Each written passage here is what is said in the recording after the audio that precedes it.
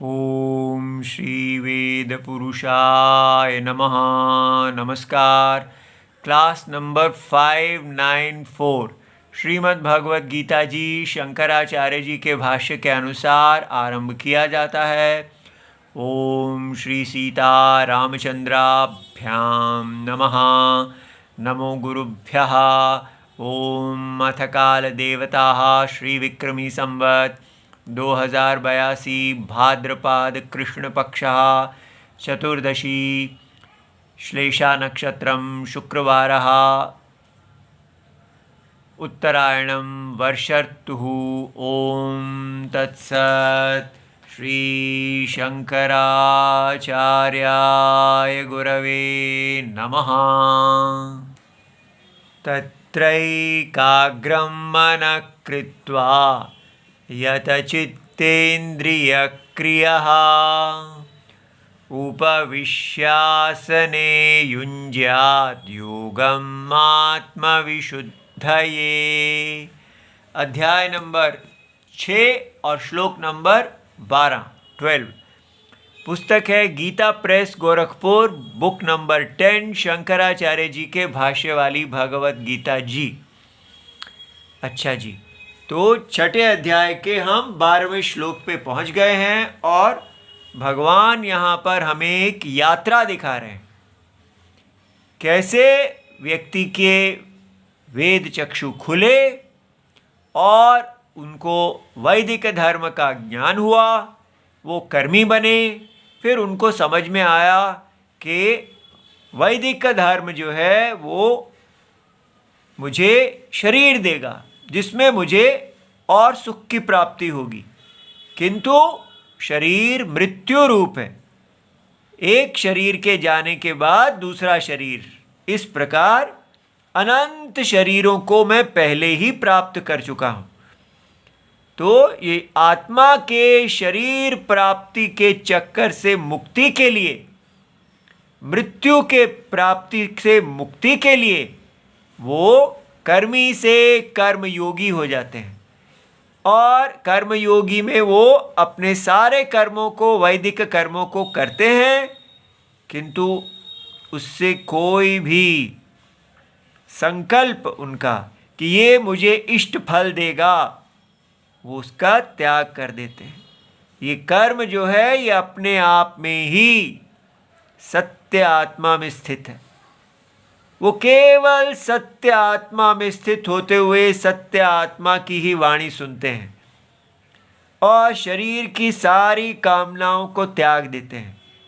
अपने शरीर को शूर्पणखा से सीता बना देते हैं और देह के अंदर वास करने वाले राम जी की आज्ञा पालन करते हैं।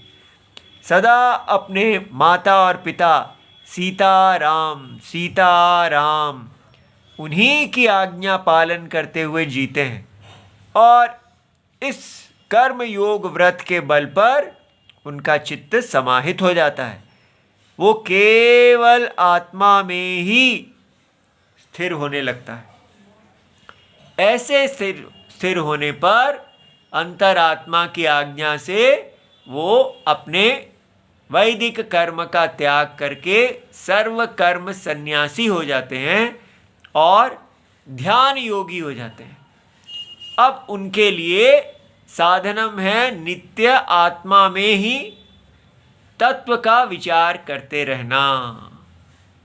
ऐसे ध्यान योगी का यहाँ पर विषय चल रहा है। पिछले श्लोक में बताया गया कि कैसे उनको एक शुद्ध जो एकांत स्थान है, जहाँ पर किसी भी प्रकार का कोई विक्षेप हेतु नहीं है, तो ऐसे शुद्ध स्थान पे वो जाकर बैठें, अपना आसन लगाएं और कहा गया कि आसन में आप ऐसा आसन रखें जिसमें नीचे से ठंडक, नमी, चुभन आदि ना हो।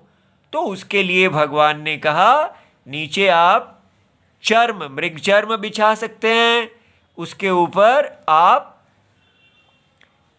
पहले कुशा बिछा लीजिए, फिर मृगचर्म बिछाइए और फिर वस्त्र बिछा लीजिए। इस प्रकार 3 सतह को रख के आप उस पर बैठ जाइए, ताकि आपका आसन नीचे से आपको पृथ्वी से कष्ट ना हो, ना ऊंचा ना नीचा। और ऐसे बैठ के आप क्या कीजिए, वो अब इस नए श्लोक में बताया जा रहा है। तो तत्र, तत्र माने वहाँ उस आसन में, ठीक है। तो तत्र तस्मिन् आसने उपविश्य, वो जो आसन में आपको बैठने को, शुद्ध देश में जाके बैठने को कहा गया, अब ये सन्यासी के लिए है, ठीक है। तो एक गृहस्थ जो हैं उनको इस प्रकार नहीं कहा जाता। इसलिए आजकल किसी को बोलो कि आप राम जी की शरण लेते हैं, तो वो कहते हैं हाँ जी, मैं सुबह उठ जाता हूँ और फिर राम जी का ध्यान करने लगता हूँ, और बस फिर उसके बाद मुझे समय नहीं मिलता, मैं अपने काम में लग जाता हूँ। तो इसको वो बोलते हैं कि राम जी का ध्यान करना। लेकिन यहाँ पर क्या बताया गया है भगवान ने, कि पहले आप कर्मी हैं, ठीक है, कर्म योगी हैं। तो इसलिए ये हम सोचते हैं राम जी का ध्यान करना माने बैठ जाना और हरे राम इस प्रकार जप करना।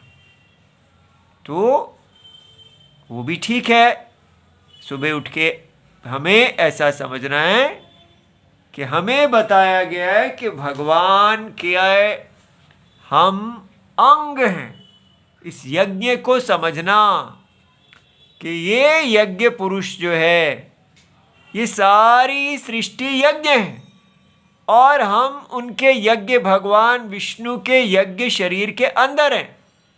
तो आप बताइए, आपका हाथ कब ऐसा होता है कि वो शरीर की आज्ञा में नहीं लगा हुआ?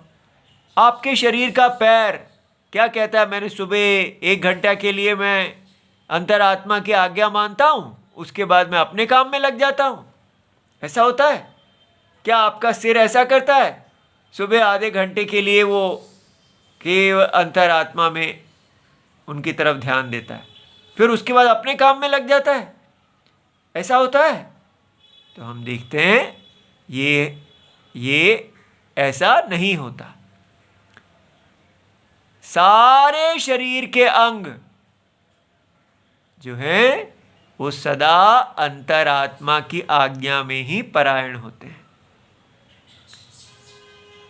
इसी प्रकार हमें कहा जा रहा है कि आपका सुबह से लेके रात तक पूरी तरह आप जो भी क्रियाएं कर रहे हैं, चाहे वो काया के हो या वो वाणी की हो या मन की हो, कायिकम वाचिकम या मानसिक, कोई भी क्रिया आप कर रहे हैं, वो क्रिया यज्ञाय, वो क्रिया यज्ञपति की आज्ञा के अनुसार होनी चाहिए। इसलिए ये नहीं कहना कि सुबह मैंने 5 मिनट, 10 मिनट, आधा घंटा, 2 घंटा और रात को 2 घंटा, 1 घंटा, ये सब जो है ये कोई अनुष्ठान के लिए होता है। लेकिन कर्मयोग जो है वो तो नित्य है। आप सुबह से लेके जब तक जो भी क्रिया कर रहे हैं, आपका चलना फिरना, उठना बैठना, सुबह उठना, शौच आदि क्रिया करना, दंत धावनम आदि करना, स्नान करना, सारा कुछ, भोजन करना, अपने कमरे को साफ करना, अपने कपड़े धोना, अपने बर्तन धोना, अपनी सारी पुस्तकों को ठीक स्थान पे लगाना, झाड़ू देना, ये सब कार्य जो आप कर रहे हैं, ये सब के अंदर यज्ञाय, ये राम जी करें और सीता जी की साधन से करें। इसमें सीताराम होने चाहिए, हम हिंदुओं ने अपने सारी एक्टिविटीज़, जो कुछ भी हम करते हैं, उसको सेकुलर बना दिया है। हमारा स्नान करना यज्ञ नहीं है, हमारे कपड़े धोना यज्ञ नहीं है। हम सोचते हैं ये सब सेकुलर है, दंत धावनम करना, दांत को धोना, शौचम इत्यादि, ये सब पूजा है ही नहीं, ये तो सेकुलर है। और पूजा केवल वो है 2 मिनट के लिए, जब हम 10 मिनट के लिए, आधा घंटा जो भी हम बैठते हैं, धूप बत्ती करते हैं, और बाकी सारा वो पूजा नहीं है। तो ये मन से निकाल देना चाहिए। हम सदा भगवान के अंग हैं, भगवान के शरीर के अंदर हैं, तो फिर वो अंग जो है, ऐसा कैसे हो सकता है कि हमारा हाथ कुछ देर के लिए सेकुलर हो जाता है और कुछ देर के लिए वो रिलीजियस हो जाता है?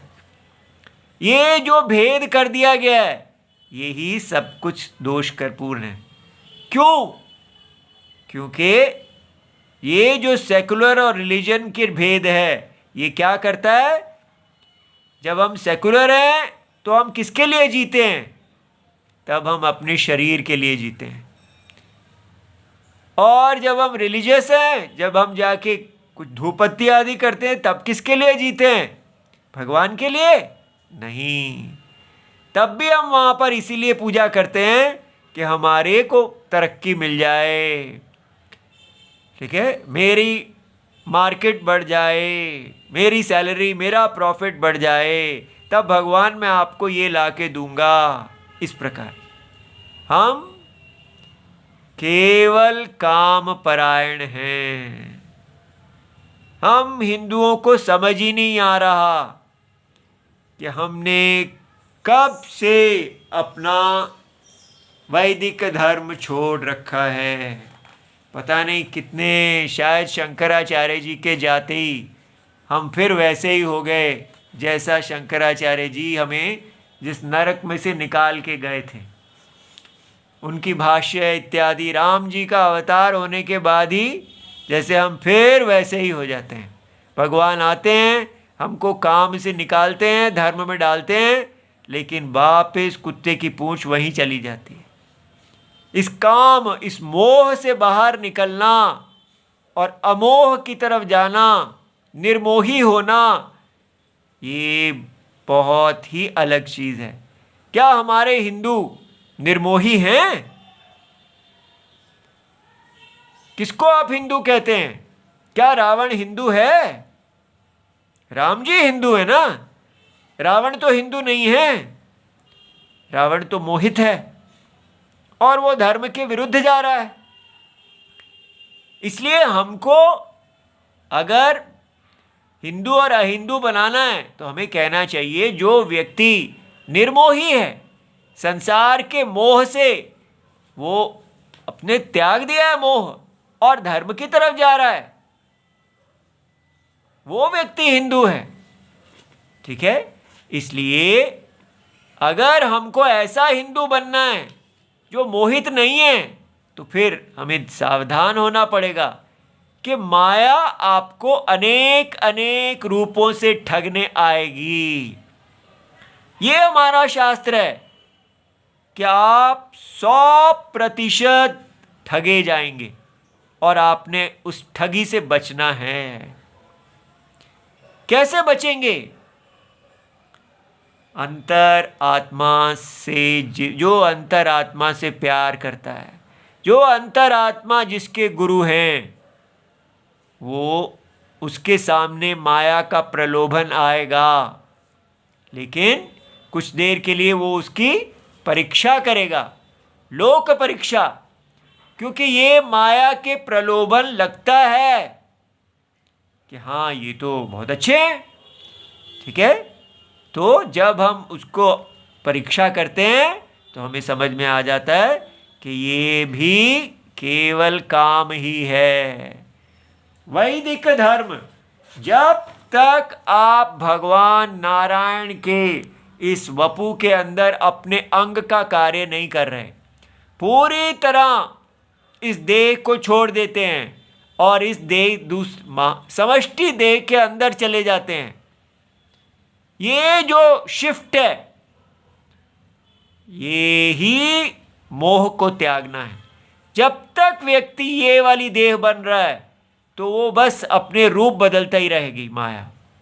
जैसे सोचिए, कोई व्यक्ति है जो कहता है कि मैं तो कुंभ मेले में जा रहा हूं, तो हम कहते हैं अरे वाह भाई, ये तो बड़े धार्मिक हिंदू हैं, ये तो कुंभ मेले में जा रहे हैं। लेकिन किस लिए जा रहे हैं? वहां जाने का क्या उद्देश्य है? यदि उसका उद्देश्य है कि वहां जाऊंगा और उससे मुझे सब पाप धुल जाएंगे और मैं फिर क्या, फिर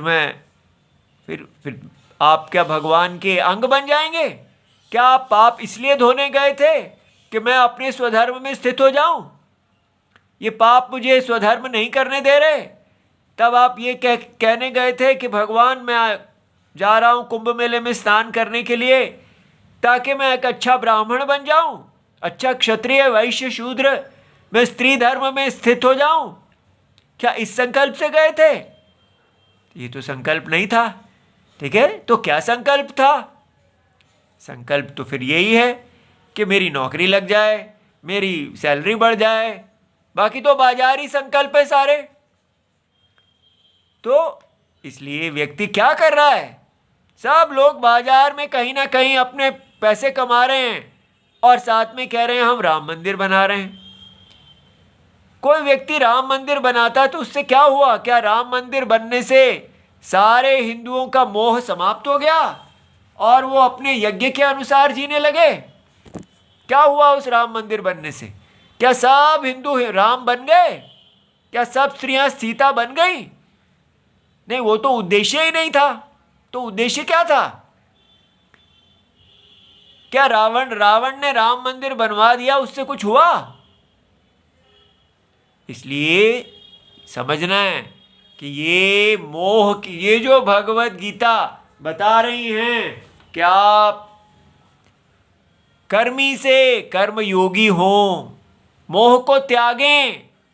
हम कर्मी ही नहीं हो पा रहे, हम यज्ञ में स्थिति नहीं है, हमें केवल बाजार की वृद्धि चाहिए। इसलिए जो लोग इसको सुन रहे हैं, विचारशील हैं, तो ये समझिए कि हम ये जो सोच रहे हैं कि मैं तो रुद्राक्ष माला पहनता हूँ, मैं तो इन गुरुजी के पास जाता हूँ और मैं हर रोज़ ये वाले मंत्रों का जप करता हूँ, हर व्यक्ति कुछ ना कुछ लेके बैठा हुआ है, लेकिन उसका संकल्प क्या है? यहां पर यही कहा ना, सर्व संकल्प परित्यागी। आपका संकल्प क्या है? आपने एक साधन लिया, किस साध्य के लिए? साधन जो इष्ट के लिए जो साधन होता है उसी को संकल्प करते हैं। आपका इष्ट क्या है? अगर हमारा इष्ट है बाजार में वृद्धि, तो हम फिर हिंदू कैसे हुए? हम तो मोहित व्यक्ति हैं, इस बाजार में घूम रहे हैं, बाजार में वृद्धि करने के लिए राम मंदिर बना लेते हैं, हम कुंभ मेला चला लेते हैं। वैदिक धर्म कहाँ है? इसलिए ये मोह, ये माया कितनी खतरनाक है। अपने आप को सदा राम जी में प्रतिष्ठित कीजिए कि मुझे राम जी की आज्ञा से चलना है, मेरी देह को सीता बनना चाहिए, मुझे रावण और शूर्पणखा से राम और सीता बनना है। ये है हिंदू। मुझे मोह से निकलना है ना, मुझे बाजार में कोई इष्ट साधन है और ना मुझे इस वैदिक यज्ञ से कोई पुण्य और पाप की इच्छा है। मैं इससे कोई देवता शरीर नहीं चाहता, मैं केवल हरि आराधना चाहता हूं। ये कितनी बड़ी बात है। ऐसा कोई व्यक्ति है ही नहीं। करोड़ों, पता नहीं कितने सालों से नहीं है। पूरी तरह हमारा, जिसको हिंदू धर्म अब कह रहे हैं, वो वेद के पथ से पतित है। हम सोच रहे हैं हिंदुइज्म आगे बढ़ रहा है आजकल। क्या बढ़ रहा है? वो केवल पॉलिटिकल हिंदुइज्म बढ़ रहा है। हिंदू चाहते हैं कि उनकी पावर बढ़ जाए और दूसरे जो उनको परेशान करते हैं ना परेशान करें। वो पूरे भारत में अपनी शक्ति से जिए, ताकि क्या करें? उद्देश्य क्या है पावर बढ़ाने का? क्या उनका उद्देश्य है कि ब्राह्मण क्षत्रिय वैश्य शूद्र वर्णाश्रम स्थापित हो जाए, सब लोग कर्मयोगी हो जाएं, ध्यान योगी हो जाएं, केवल नारायण में स्थित हो जाएं? ये उद्देश्य है हमारा? हमारा उद्देश्य है कि हम, जब हिंदू राज आ जाएगा तो क्या होगा? हमारे बच्चे आईएएस ऑफिसर बनेंगे, हमारी बेटियां आईएएस ऑफिसर बनेंगी, ऊंचे ऊंचे पदों पे जाएंगी, खूब खाने और पीने के लिए होगा, खूब बाजार चमकेगा, हम और राम मंदिर बना लेंगे। बस हमको राम मंदिर बनाने हैं अपने, और ये सब कुंभ मेले करने हैं। लेकिन हमको राम नहीं बनना है, हमें सीता नहीं बनना है। तो अगर ये सब बनना ही नहीं है तो ये भगवत गीता क्या है? क्या ये शुचौ उद्देश्य प्रतिष्ठाप्य और वहाँ जाके आप अपना ध्यान योग करें? ये सब बाजार में बिकेगा और यही हो रहा है। इसलिए अगर आप ये भगवत गीता जी को सुनने के लिए अपना समय लगा रहे हैं तो उसको व्यर्थ ना कीजिए। अगर अंदर बल है, राम बनने की इच्छा है, सीता बनने की इच्छा है, भगवत गीता उसके लिए है, सत्य भगवत गीता उसके लिए है। बाजारू भगवत गीता तो फिर वो तो बाजार के अंदर ही आपको रखेगी। इसलिए जो व्यक्ति इस बाजार से बाहर निकल के उस भगवत गीता के पथ पे चलना चाहता है जिसको शंकराचार्य जी ने प्रकाशित किया है, तो वो पूरी तरह राम राम राम राम, अंदर से बस राम जी से ही प्रीति करे, उन्हीं का ही शिष्य बने, उन्हीं को माता पिता माने और जो वो बताएं उसी पथ पे चले। तब आप हर क्षण धीरे धीरे धीरे धीरे, जहाँ दूसरे लोग रुक जाएंगे, आप आगे बढ़ते रहेंगे। कोई भी प्रलोभन, कोई भी माया का प्रलोभन आपको रोक नहीं पाएगा। अगर आपका बल सीताराम जी हैं, यदि आपके हृदय में इच्छा सीताराम सीताराम ही मेरी इच्छा है, मेरी देह सीता होनी चाहिए और देह के अंदर वास करने वाले आत्मा राम, और वही हैं। इसलिए यज्ञ परायणता, कर्म योगी बनने की इच्छा करेंगे तो कर्म योगी बनेंगे। और अगर बाजार की इच्छा लेके बैठे हैं तो आप अच्छी तरह समझ लीजिए, आप केवल मोह परायण हैं। तब आप रावण के परिवार वाले हिंदू हैं। हिंदू दो प्रकार के हैं, रावण के वंशज और सीताराम जी के वंशज। इसलिए ये मत समझ लेना कि हिंदू के घर पैदा होने से ही हम हिंदू हो जाते हैं। हम किसको अपना माता पिता मानते हैं? अगर सीताराम जी हमारे माता पिता हैं, तब हमारे लिए भगवत गीता, हमारे लिए वैदिक धर्म, मार्केट भगवत गीता से हमको दुख आना चाहिए। अंतरात्मा को हमें बताना चाहिए कि ये सब क्या है, इसके अंदर राम कहाँ है।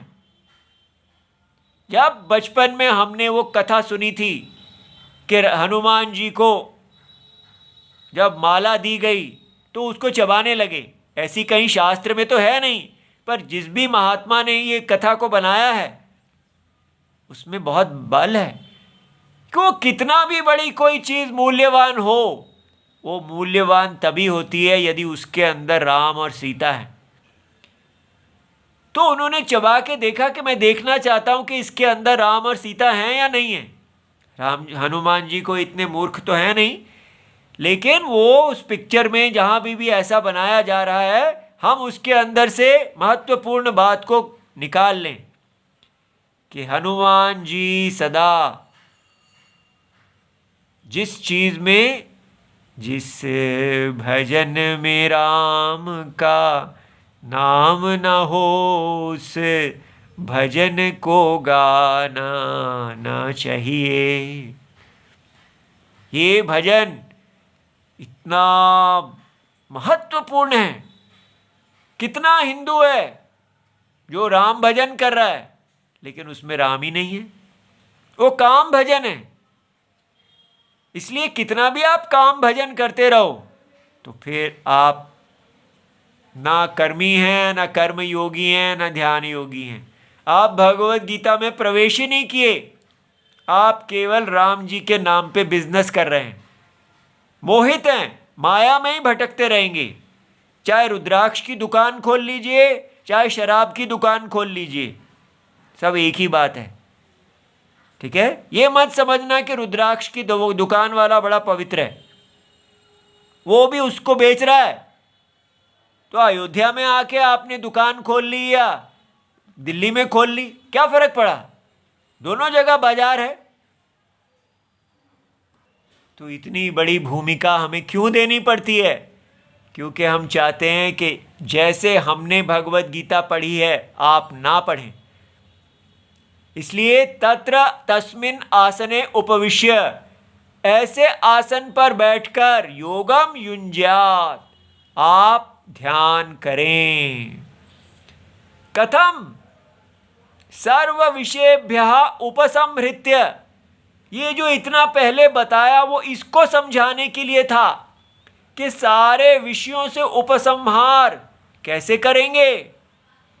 अगर देखेंगे कि ये मैं राम के नाम पे जो कार्य कर रहा हूं वो राम यज्ञ नहीं है।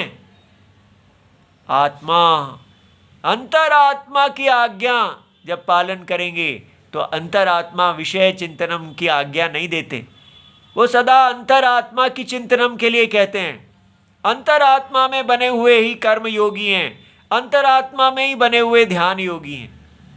तो एक अग्रम मन कृत्वा, अपने मन को एकाग्र करें। एकाग्रता क्या होती है?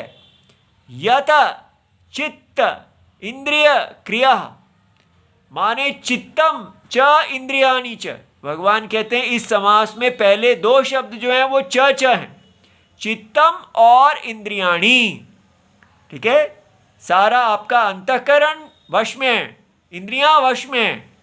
तो चित्त इंद्रियाणी, और अगला जो तीसरा शब्द है वो च नहीं है, तेषाम क्रिया।